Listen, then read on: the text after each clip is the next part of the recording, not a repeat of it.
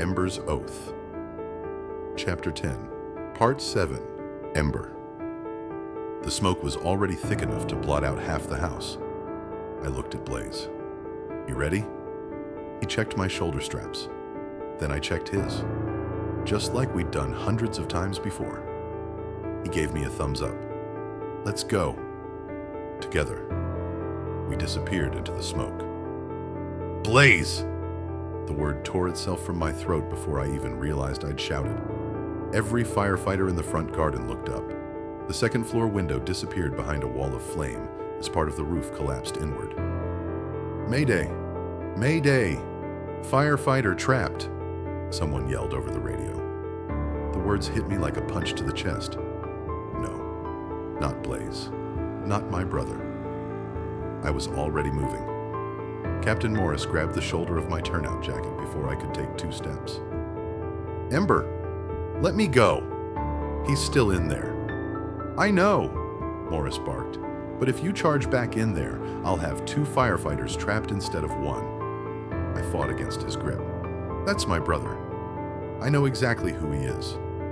Morris stepped directly in front of me. His voice remained calm, controlled. "Look at me." I didn't want to, but I did. "We are getting him out. You running in blind helps nobody." Every instinct screamed at me to ignore him, to run back inside, to find Blaze. Logic and emotion were fighting each other. Emotion was winning. Then my radio crackled. Static. More static. Then, cough. Blaze. The relief hit me so hard my knees almost gave way. "I'm here," I shouted into my radio. "Where are you?" "Rear bedroom." His breathing was heavy. Ceiling came down behind me. "I'm cut off." Captain Morris grabbed his own radio. "Blaze, this is command. Can you move?" A pause. Then, barely. My left leg's trapped. I closed my eyes for the briefest second. Damn it. "Can you see flames?" "Yeah. They're getting closer." Captain Morris didn't hesitate. "Engine 3. Protect the rear of the structure. Ladder 2. Get a ladder to the rear bedroom window now. Rescue team, you're with me." Firefighters sprinted into action. Orders echoed across the front garden. Jose lines changed direction. Ground ladders were lifted from the trucks. The entire operation shifted. I took a step towards Morris. "I'm coming." He looked me straight in the eye. "I wasn't planning on leaving you behind." Relief and determination settled over me. "Thank you." He pointed towards another breathing apparatus set. "Swap your cylinder. You're going back in." Within seconds, I had a fresh air cylinder secured. My gloves were changed. Mask checked. Radio tested. Morris looked at me. "You know the house." "I do." "You know Blaze?" "Better than anyone." He nodded once. "Then let's go get him." We rounded the side of the house together. Flames curled from the upstairs windows. The rear garden was chaos. Another crew was already throwing a ladder towards the back bedroom. Smoke poured from the broken window. I looked up. Blaze. No answer. Then, a cough. "I'm here." The sound came from just inside. "Alive. Thank God." Captain Morris pointed. "We're going through the window." The hose crew opened up again.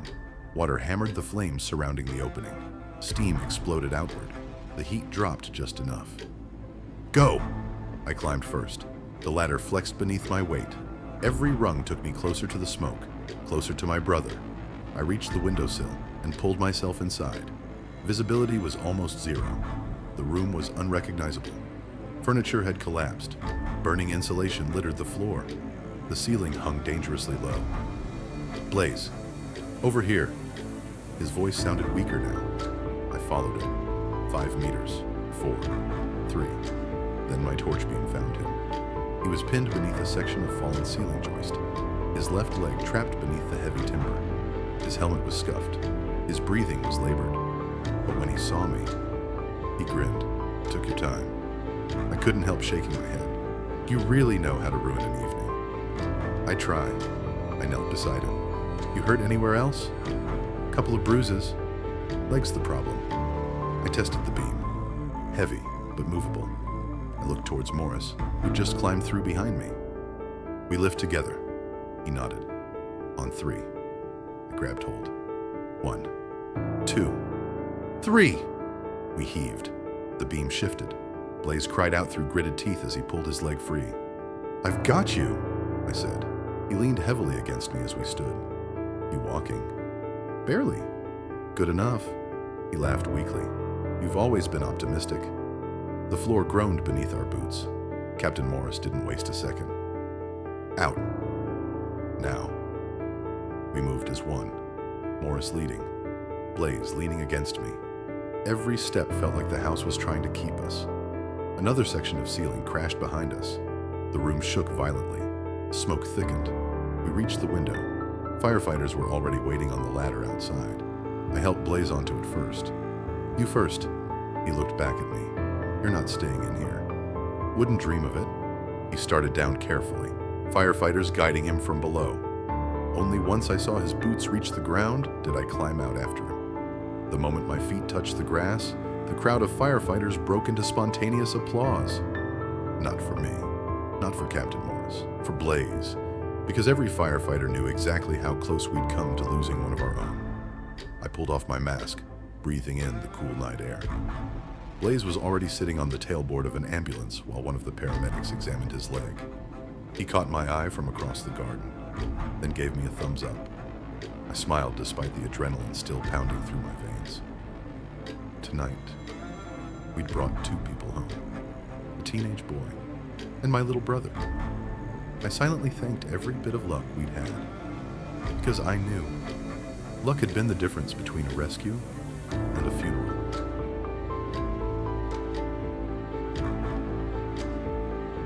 Chapter 11, Roxie.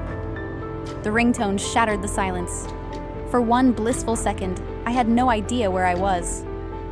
Then the unfamiliar ceiling came into focus. The guest room, the Hell's King's clubhouse. Everything that had happened the day before came crashing back. The apartment fire, Viv, the blue pickup, the chase, the clubhouse. I reached for my phone on the bedside table. Rapid City EMS dispatch. My heart sank. I answered immediately. Blackthorn.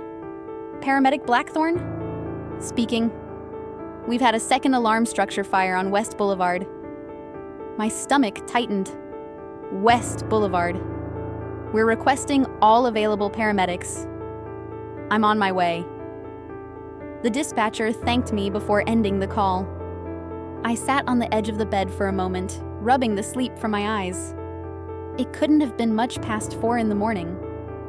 Outside my bedroom door, the clubhouse was eerily quiet. I quickly pulled on my navy blue paramedic uniform before tying my long blonde hair into a ponytail. As I opened the bedroom door, the smell of fresh coffee drifted upstairs. Someone was already awake. Of course they were. Halfway down the stairs, I found Hitch sitting alone at one of the tables, a steaming mug in front of him. He looked up as I approached. "Morning." "I think that's being generous," I replied with a tired smile. He chuckled. "Fair point." His eyes dropped to my uniform. "You been called in?" I nodded. "Structure fire." His smile disappeared instantly. "West Boulevard?" I frowned. "How did you know?" "Radio traffic." He stood up. "Ember and Blaze left about 20 minutes ago." My pulse quickened.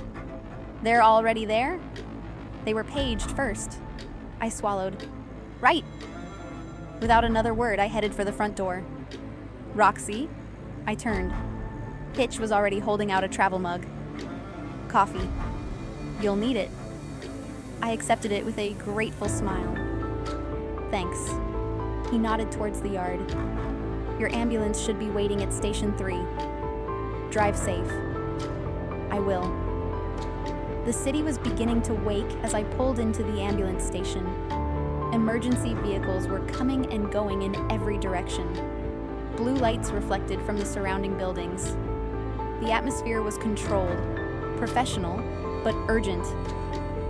My partner, Jake Morrison, was already climbing into the driver's seat. "There there you are. Sorry. You beat me here. He grinned. That's a first. I climbed into the passenger seat while checking the call information on the onboard tablet. Residential structure fire. 1 confirmed rescue. 1 firefighter injured. My heart stopped. 1 firefighter injured. Please don't be... Jake pulled away from the station. You all right? I forced myself to breathe. Yeah. Just hoping it's nothing serious. He nodded. Apparently another crew rescued a teenager. I looked across at him. Did they say which firefighters? He shook his head. No names. I stared through the windscreen. Please let them both be all right. The smoke column came into view long before we reached the street. Even from several blocks away, I could see flames licking through the remains of the roof. Fire engines lined both sides of the road. Police officers were keeping neighbors back behind the cordon. Jake parked near the command vehicle. The moment we stepped out, organized chaos surrounded us. Hose lines snaked across the road. Firefighters stripped off breathing apparatus after leaving the structure. Others replaced exhausted crews. Captain Morris spotted us. EMS. We're here, Jake called back. Morris jogged over. We've got 2 patients for transport. The teenager's already en route. What about the firefighter? I asked. He hesitated. He's refusing transport. That sounded familiar. Too familiar. Where is he? Morris pointed towards an ambulance parked near the rear of the scene. Arguing with the paramedics. I sighed quietly. I'll go. Jake smirked. I'll take the next patient. As I rounded the back of the ambulance, the first person I saw wasn't the patient. It was Ember. His turnout gear was blackened with soot. His helmet rested beneath one arm. There was dried blood on one sleeve. He looked exhausted, relieved, and completely focused on the man sitting on the tailboard of the ambulance. Blaze. His younger brother's left trouser leg had been cut open. A blood-stained dressing covered his shin while one of the paramedics tried to examine his ankle. I've told you, Blaze insisted. I'm fine. The paramedic sighed. No? You're stubborn. There's a difference. Ember looked up as I approached. For just a second, the tension left his face. Roxie. I looked from him to Blaze. What happened? Blaze gave me a crooked grin. I lost an argument with part of a roof. Despite the joke, I could see the pain in his eyes, and the soot covering both brothers told me all I needed to know. This hadn't been a routine fire, not even close. I walked straight over to the ambulance. Move over. Blaze looked up at me. I was hoping you'd say hello first. I folded my arms. As the ambulance doors closed, I watched him standing in the middle of the fire ground, covered in soot, helmet tucked beneath one arm, watching us drive away. He looked every bit the firefighter everyone respected, but all I could see was an older brother making sure his little brother was safe. For a few seconds, neither of us moved. Around us, firefighters rolled hoses. Others loaded breathing apparatus back onto the engines. The fire ground was slowly transforming from organized chaos into quiet routine. Captain Morris called out across the driveway. Ember, I need a quick word. I'll be right there. He looked back at me. Don't go anywhere. I smiled. I'm technically at work. So, I'll be somewhere nearby. He laughed softly before walking over to Morris. I watched them for a moment. The captain spoke quietly while pointing towards the remains of the house. Ember nodded a couple of times but didn't interrupt. He listened. Really listened. That seemed to be one of his strengths. He didn't waste words. He took everything in before speaking. Jake wandered over carrying 2 bottles of water. He handed one to me. You look like you need this. I probably do. He glanced towards Ember. So? I looked at him. So? The firefighter. What about him? Jake smirked. He's been looking over here every 30 seconds. I felt my cheeks warm. I think you're imagining things. I don't. I counted. Before I could answer, Captain Morris waved Ember away. He walked back over, twisting the cap off a bottle of water. What did the boss want? I asked, just making sure everyone's accounted for. And he hesitated. The fire marshal wants to speak with everyone who went inside. My stomach tightened. Is that normal? After a rescue like today? Yeah. He took a drink. But Harris doesn't usually interview us before sunrise. Something about the way he said it made me uneasy. What does that mean? He looked towards the blackened shell of the house. I honestly don't know. Before either of us could say anything else, a white SUV pulled up beside the command unit. The words "Rapid City Fire Investigation" were printed across the side. Fire Marshal Harris climbed out carrying a large evidence case. 2 investigators followed behind him. They weren't carrying clipboards. They were carrying cameras, evidence markers, collection bags. My stomach sank. That wasn't a routine inspection. Harris disappeared beneath the scene tape before slowly making his way towards what had once been the front door. Even the firefighters packing equipment seemed to notice. The conversations around the fire ground became quieter. Jake folded his arms. Looks serious. It does.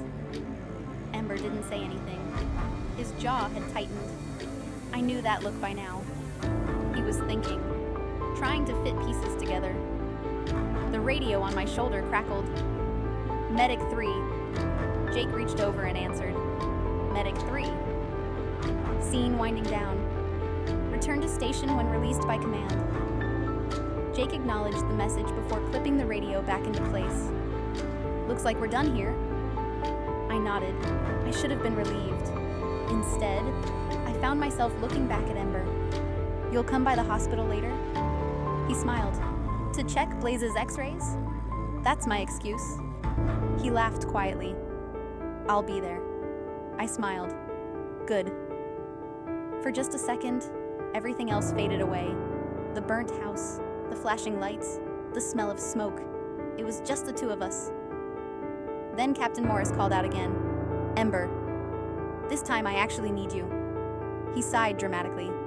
Duty calls. It usually does. He looked at me. Drive safe. You too. Without thinking, I reached out and brushed a streak of soot from his cheek with my thumb. You missed a bit. He froze. So did I. For one awkward heartbeat, neither of us spoke. Then he smiled. I'll try to remember that next time I walk through a burning building. I laughed. I'd appreciate it. His hazel eyes held mine for another moment before he stepped back. I'll see you later. I'll hold you to that. I climbed into the ambulance beside Jake. As we pulled away, I glanced through the side window. Ember was still standing exactly where I'd left him, watching the ambulance disappear around the corner. Jake noticed. You know, I looked over. I've never seen someone look at a departing ambulance like that. What do you mean? He grinned. Usually we're the people everyone wants to get away from. I laughed. I think today was a bit different. I think you're right. The hospital came into view a few minutes later. The emergency department was already busy. Stretchers moved in and out through the automatic doors. Doctors and nurses hurried between patients. Another ordinary day. Except, something told me today wasn't going to stay ordinary for very long. Because somewhere across the city, Fire Marshal Harris was searching through the ashes of another suspicious fire. And if Ember's instincts were right, those ashes were hiding answers. Answers someone desperately didn't want us to find. The emergency department was already in full swing. Patients filled almost every treatment bay. Monitors beeped steadily. Doctors moved quickly from one cubicle to the next. The smell of antiseptic replaced the smell of smoke that still clung to my uniform. I signed the last of my paperwork before handing it to the charge nurse. Anything else? She glanced over the report. No. Good work. Go and check on your firefighter. I blinked. My what? She smiled knowingly. The one you've looked over here twice to ask about. I felt my cheeks warm. I was checking on a patient. I'm sure you were. She waved me away before I could defend myself any further. Go on. I'll cover your next 10 minutes. I laughed despite myself. Thanks, Linda. Don't mention it. I made my way down the corridor towards the imaging department. Outside X-ray, I immediately recognized Blaze. He was sitting in a wheelchair with his injured leg resting on a support. He looked thoroughly unimpressed. A hospital blanket had been draped over his lap. I've never felt so old, he muttered as I approached. I smiled. Good morning to you, too. He looked up. There she is. My favorite paramedic. I thought you only knew one. Technicality. I folded my arms. So, how's the patient? Bored. I meant medically. Oh, still bored? I couldn't help laughing. Before I could reply, the radiographer stepped out. Mr. Forrester? Blaze sighed dramatically. That's me. We're ready for your X-ray. He pointed at me. Can she tell them I'm brave? I can tell them you're something. He narrowed his eyes. I don't trust that answer. The radiographer chuckled as he wheeled Blaze into the imaging room. The doors closed behind them. I leaned against the wall. Only then did I notice someone standing a little further down the corridor. Ember. He'd changed out of his turnout gear. Now he wore faded blue jeans, a black t-shirt, and a charcoal hoodie thrown over the top. His damp hair suggested he'd grabbed a quick shower back at the station. The fresh clothes couldn't hide the exhaustion on his face. He looked like he'd been awake for days. You came, he smiled softly. I said I would. I walked over to him. You got yourself checked over? I did. And? A few bruises, sore shoulder. No burns worth worrying about. I studied him for a moment. You look tired. I am. He smiled faintly. So are you. I think everyone from last night is. He nodded. For a few moments, we simply stood together in the quiet corridor. It was strange. Comfortable. Neither of us felt the need to fill the silence. Eventually, he spoke. I saw the teenager's parents before I left the scene.